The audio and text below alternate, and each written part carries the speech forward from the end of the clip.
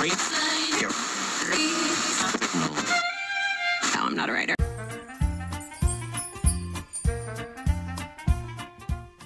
L'1:30 ragazzo, l'1:30.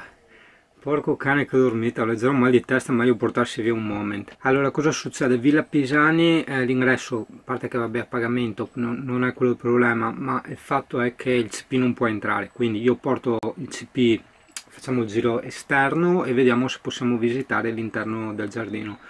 Non porto cavalletti perché sono desfatto, porto il manfrottino, quello piccolino, e via. Adesso in teoria facciamo un mix di immagini.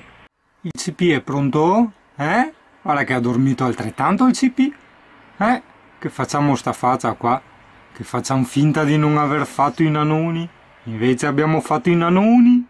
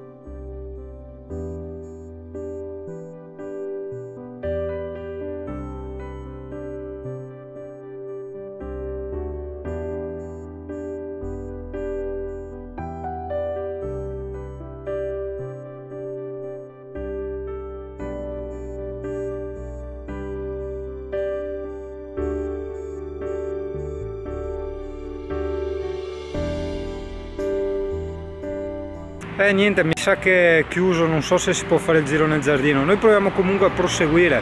No, niente, è proprio chiuso. Peccato perché il giardino era veramente molto bello. Vabbè.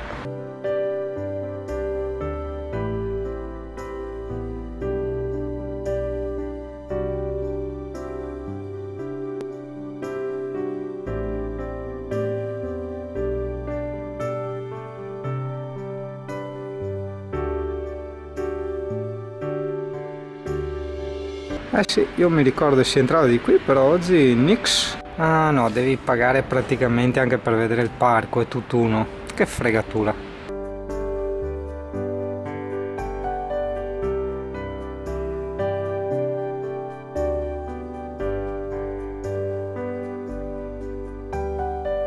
Quindi niente puntina, credo lo metterò nel dietro alle quinte, insomma.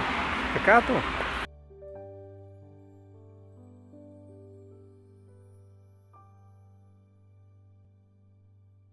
Non ci crediamo, ma c'è un gatto sotto il camper.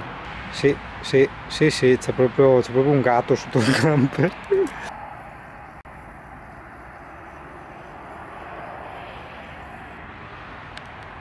Vabbè, dai, niente, via.